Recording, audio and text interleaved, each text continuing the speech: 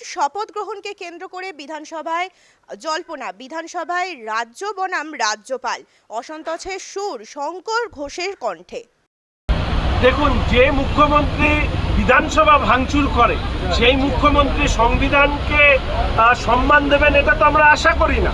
আমরা জানি যে আপনারা দেখেছেন মাননীয় বিরোধী দলনেতাকে বারবার করে সাসপেন্ড করা হয়েছে, আমাকে বারবার করে সাসপেন্ড করা হয়েছে বিধানসভায় কণ্ঠরুদ্ধ করবার জন্য।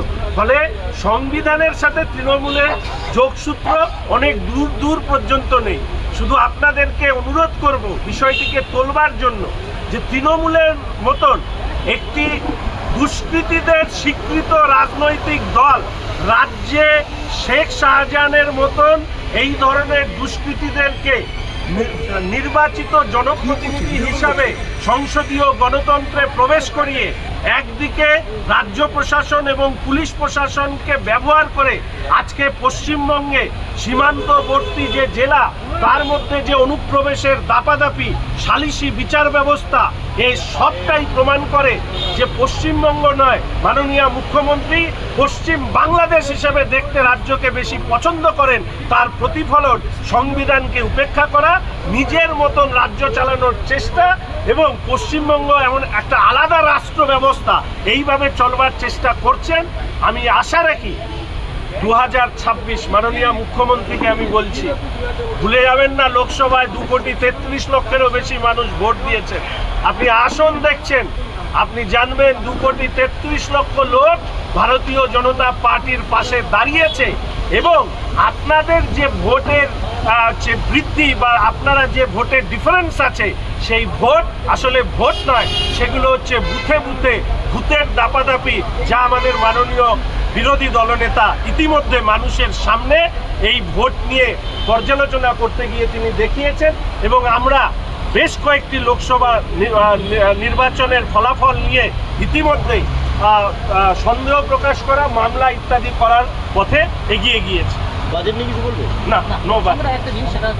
আমাকে রাত্রে খবর দেওয়া হয়েছে যে আমার বিধানসভা এলাকার ওয়ার্ড নাম্বার 7-এ একটি শিশুর মৃত্যু হয় এবং পরবর্তীকালে আমি শুনি নার্সিংহোম থেকে ডেঙ্গু বলা সত্ত্বেও পরবর্তীকালে স্বাস্থ্য দপ্তর থেকে চাপ সৃষ্টি করে সেই শব্দটিকে মুছতে বাধ্য করা হয়। এবং দুর্ভাগ্য হচ্ছে, আমি আপনাদেরকে বলতে পারি দুর্ভাগ্য হচ্ছে এটাই যে আমার শহরের মেয়র সাহেব হচ্ছে দুবারের মন্ত্রী, তার থেকে বেশি সময় কাউন্সিলর ছিলেন, উনি এখন মেয়র সাহেব। ডেঙ্গিতে শিশু মৃত্যু হওয়ার পরে আমরা যে ওই অঞ্চলটিকে পরিষ্কার পরিচ্ছন্ন, স্বচ্ছতা, অ্যাওয়ারনেস, সেন্সিটাইজেশন করা কোনো কাজ ওখানে গিয়ে পুর দপ্তরের, স্বাস্থ্য দপ্তরের কর্মীরা করেননি। আমার ধারণা, আমি জানি না যে মাননীয় মেয়র সাহেব কি মন্ত্রিত্ব হারানোর বা হেরে যাওয়ার শোকে এখনো আচ্ছন্ন আছেন, যে শিলিগুড়ি পৌরসভা পরিচালনা করবার ক্ষেত্রে উনি কি সত্যিই পরিচালনা করতে চান নাকি গা ছেড়ে দিয়েছেন, যা হচ্ছে হোক। এটা আজকে শিলিগুড়িবাসীর দুর্ভোগ। আমি শুধু আশা রাখবো মাননীয় পৌরমন্ত্রী তিনি এই ব্যাপারে নজর দেবেন। ওখানে যে ধরনের আমরা টিম ওয়াইজ সার্ভে করার থেকে বিভিন্ন ধরনের সচেতনতামূলক কাজ থেকে শুরু করে ডেঙ্গু প্রতিরোধ করবার জন্য বিশেষ টাস্ক ফোর্স তৈরি করা, বিভিন্ন জায়গায় ফিভার ক্লিনিক তৈরি করবার মতন কাজ যেগুলো আমরা বিগত দিনে দেখেছি, সেই কাজগুলো যাতে হয় এ ব্যাপারে নিশ্চিতভাবে আমি পৌরমন্ত্রীর দৃষ্টি আকর্ষণ না। আজকের দিনে দাঁড়িয়ে আমি এইটুকুর মধ্যেই সীমাবদ্ধ রাখছি। ডেঙ্গু একটা ইস্যু, কারণ আমাদের শিলিগুড়ি এবং সংলগ্ন অঞ্চলে ডেঙ্গু ছড়িয়েছে। প্রয়োজনে আমরা মেনশন, কলিং অ্যাটেনশন, নানা বিষয় আছে, তার মধ্যে আমরা নিয়ে আসবো, কিন্তু তার থেকেও অনেক বড় বড় ইস্যু আমরা নিশ্চিতভাবে এই বিধানসভা সদনের মধ্যে তুলব। Thank you. দেখুন, আমি মুখ্যমন্ত্রীর ভাষণে কি বলবো, যে রাজ্যে শিক্ষা দপ্তরের অধিকর্তা, সচিব, মন্ত্রীরা জেলে গড়াগড়ি খাচ্ছে, ওএমআরসি ট্যাম্পারিং, সাদা খাতায় জমা দিয়ে পরীক্ষা, প্রশ্ন ফাঁসের রেকর্ড, এরা বলবে শিক্ষা সংক্রান্ত বিষয় নিয়ে, নিট নিয়ে, যেখানে কেন্দ্রের সরকার সর্বতোভাবে সচেষ্ট যে আজকের তথ্য প্রযুক্তির দিনে বিভিন্ন ধরনের সমস্যা, যে সুফলও আছে তার বিভিন্ন ধরনের ফাঁকফোকর আছে, সেটাকে বন্ধ করে ছাত্রছাত্রীরা যাতে নির্ভয়ে পরীক্ষা দিতে পারে তার ব্যবস্থা করবার জন্য। আর যিনি এর বিরুদ্ধে সমালোচনা করছেন তার পাশে বসে থাকা পার্থবাবুর খাটের তলায় 61 কোটি টাকা পাওয়া যায়, তো লজ্জা হয় না মাননীয় মুখ্যমন্ত্রীর? নিট নিয়ে প্রশ্ন তোলার আগে মাধ্যমিক উচ্চ মাধ্যমিকে ধারাবাহিকভাবে প্রশ্ন লিক হয়েছে এখানে, এবং পরবর্তীকালে আমরা দেখেছি এসএসসি নিয়ে কি ধরনের দুর্নীতি, প্রাইমারি টেট নিয়ে কি ধরনের দুর্নীতি। সারা ভারতবর্ষে যেটা হয়নি, OMR sheet tampering, OMR sheet destroy করা, এই যে সমস্ত কিছুগুলো হয়েছে, এইগুলোকে দেখে আমরা নিশ্চিতভাবে এইটুকু বলতে পারি যে মুখ্যমন্ত্রীর কোনো নৈতিক জায়গা নেই যে নিট নিয়ে তিনি কোনো সমালোচনা করেন। আগে তিনি নিজের রাজ্যের শিক্ষা ব্যবস্থাটাকে প্রথমে আলো ফেলুন, দেখুন, তারপরে তিনি অন্য বিষয়ে আলোচনা করলেই মনে হয় সেটা সুখকর হবে। বলছি চ্যাপ্টার 2 রুল 5 মাননীয় মুখ্যমন্ত্রী কি বলবেন আর রাজ্যপাল তার কি প্রতিক্রিয়া দেবেন সেটা রাজ্যপাল এবং মাননীয় মুখ্যমন্ত্রীর ব্যাপার।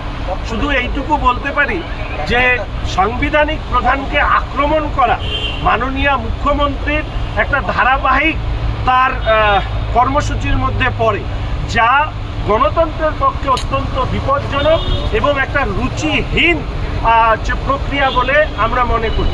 এবং আপনারা শুনেছেন, আমি বারবার করে এই কথা বলি যে মাননীয় মুখ্যমন্ত্রীর দক্ষতা হচ্ছে একই মিথ্যে কথা বারবার করে তিনি যেভাবে বলেন, এটা কিন্তু নিশ্চিতভাবে রাজ্যবাসীর কাছে সুখকর নয়, শুভও নয়। রাজ্যপাল সম্পর্কে বিভিন্ন সময় মুখ্যমন্ত্রী এবং তার দলের নেতা মন্ত্রীদের যে বক্তব্য, সেটা পশ্চিমবঙ্গের গণতন্ত্রের পক্ষে লজ্জা বলে আমরা মনে করি। দেখুন, যিনি এই বিষয়ে নির্দেশিকা জারি করেছেন এবং যারা এই নিয়ে জবাব দেওয়ার দায়িত্ব, তাদের হয়ে প্রতিক্রিয়া আমি দেব না। তবে আমি তো বারবার করে একটা কথা বলছি, এই শপথ একটা অসাংবিধানিক এবং অনৈতিক। সেই শপথে জরিমানা হবে না অন্য কোনো ব্যবস্থা সংবিধান অনুযায়ী নেওয়া যায়, সেটা নিশ্চিতভাবে রাজ্যপাল দেখবেন এবং আমরা পরবর্তী পর্যায়ে তার উপরে ভিত্তি করে আমাদের প্রতিক্রিয়া দেব। এবং কেন্দ্রীয় 3টি আইনের উপরে প্রস্তাবনা হচ্ছে, তারপর আলোচনা আপনারা কি তাতে অংশগ্রহণ করবেন? দেখুন, পুরোটাই সংবিধান বিরোধী। প্রথম কথা, আপনারা জানেন নিটের ক্ষেত্রে এটা একটা সাবজুডিস ম্যাটার। আপনারা সাংবাদিক বন্ধুরা দেখেছেন, আমরা বিভিন্ন সময় যখন বিভিন্ন ইস্যু নিয়ে প্রশ্ন তুলতে চেয়েছি, আমরা যখন আলোচনা চেয়েছি, আমাদের সেই আলোচনা খারিজ করে দিয়েছেন আমাদের সদনে মাননীয় স্পিকার সাহেব এই কথা বলে যে এই কেস, এইগুলো সাবজুডিস কেস।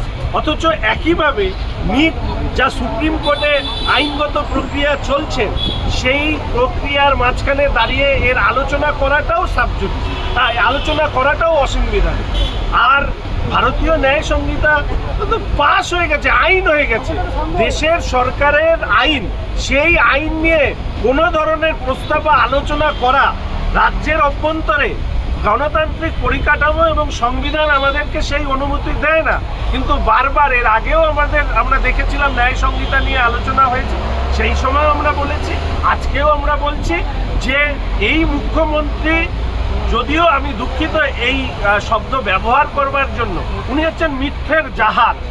এত মিথ্যে ভাষণ তিনি মানুষের সামনে বিধানসভার ভিতরে দেন, যে মিথ্যে ভাষণ আমাদের পশ্চিমবঙ্গের মান সম্মানকে ভুলণ্ঠিত করছে। পরবর্তী আলোচনা সম্পর্কে সেটা হচ্ছে